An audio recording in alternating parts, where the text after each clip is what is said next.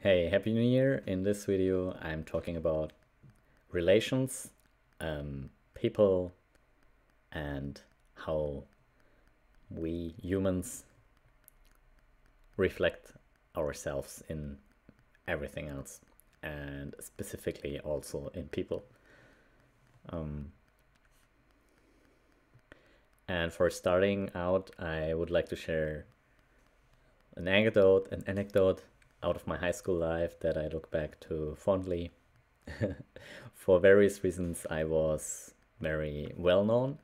Um, some might say infamous, some might say famous. Um, in my high school, uh, I was a local chewing gum dealer.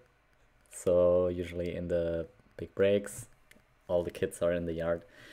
I was handing out chewing gums for free, usually, or for trading with snacks. Um, I also used to wear shorts, also in the winter, which would uh, start a lot of conversations, or in the rare cases when I didn't wear shorts, people would ask me if I'm sick, something like that. So, with various factors, I just knew a lot of people, and a lot of people knew me. And in my high school, they were like, because in Germany the high school system back then were 8 or 9 years, and in each year there's 90, around 90 students, so it's like um 700 people, let's say. So yeah, I got to know, let's say, 500 people because um, when I was in the final year, I knew basically all of the lower years. And when I think back to those people and the memories and the connections, the conversations, I I notice with every person at least one thing that I learned through them, or that I can see in them, that kind of brought me further in my own process in finding out who I am. And I think every person has this possibility for you to act as a reflection. So you can see um, yourself in how you see the other person, and because every person has different strengths or weaknesses, or even just characteristics, properties, if you want to say.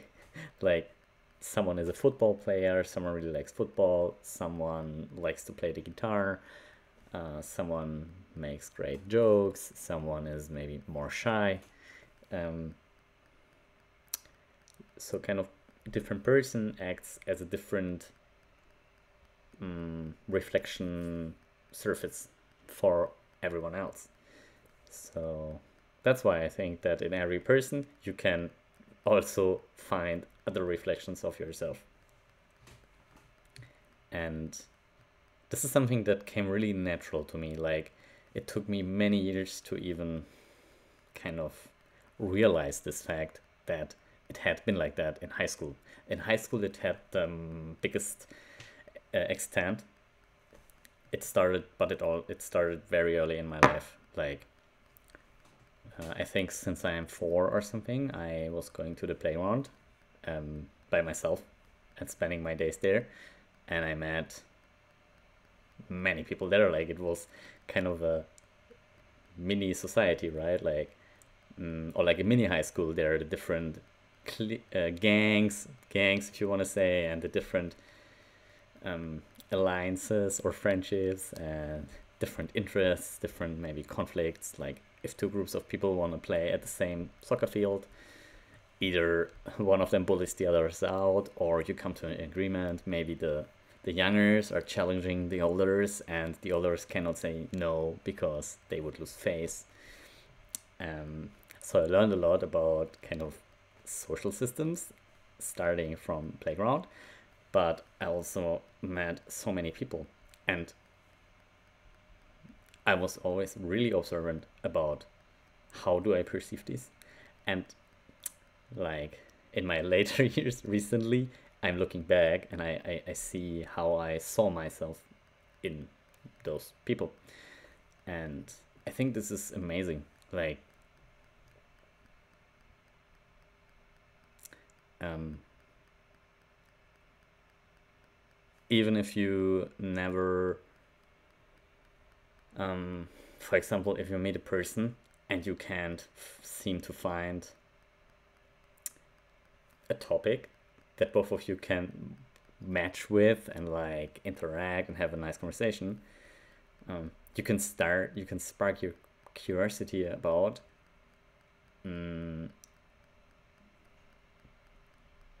like, what do I see in this person that reflects back on myself? And I think it's important to also have genuine interest for that person, because after all, you're two persons. But like, maybe that reflection back to you can give you new insights, or even you can start from yourself and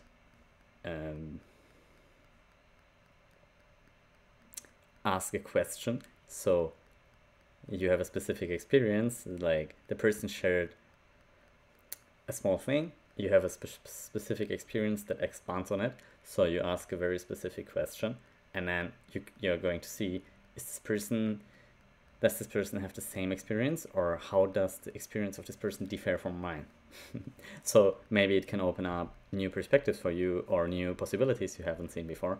And at the same time, you can also contribute your perspective for the other person. So if both people are really open and curious and just interested, then you're going to find so much connection in that. And yeah, it's really amazing to me. Like, I'm mentally going through people I know from high school, and like, what were my memories with them? What lessons that I took from these memories? What were parts of myself I rejected because I rejected those persons, but actually I was rejecting like what I saw in them, or what things did I admire? How am I even thinking in general about a person?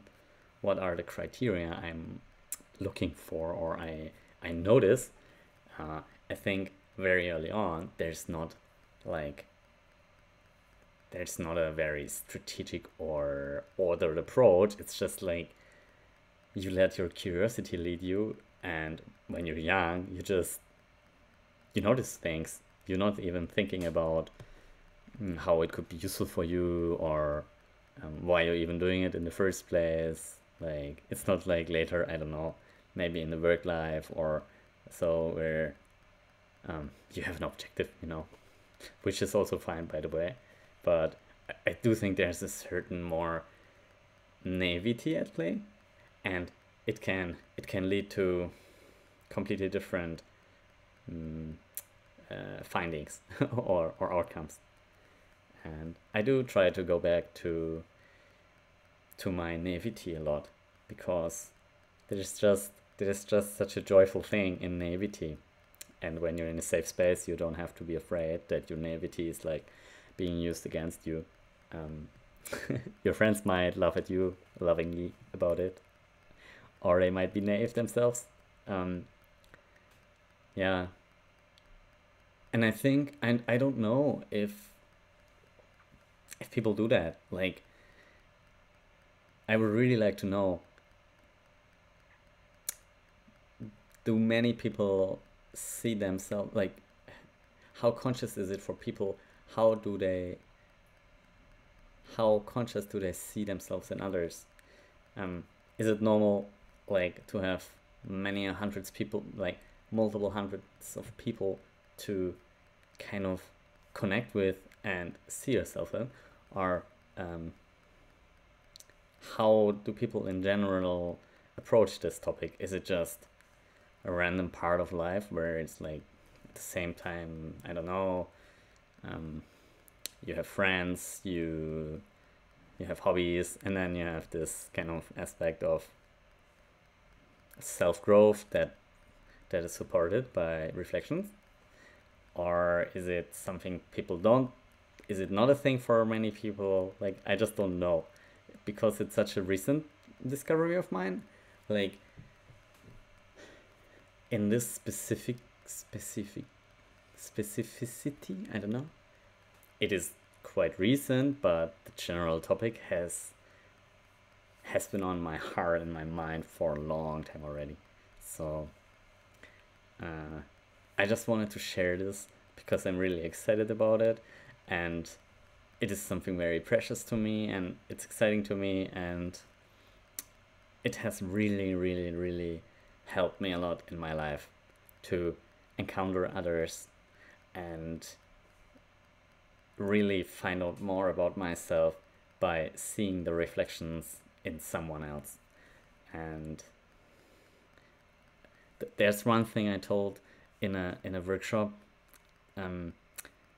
that there's not one person I can think of that I haven't learned something from in that way. Like, if I can remember a person, there's immediately something I can see in them that was really important at that time in my life, or that is a quality in me that I see, or that is something I found through them, and so on. And I think this is really amazing. Like, I think I'm at a point in my life where really self-actualization is like just big part of my focus. And yeah, just being curious and encountering other people has been, like, I would say 80% in that in that path of finding out who I am. And it's like not only finding out, but nurturing and developing myself. So yeah, I really wanted to share this, and I'm curious to hear how others think about this. If this is a thing for you, if you have never thought about this before, I'm curious to learn more. And yeah, that's it. Thank you so much.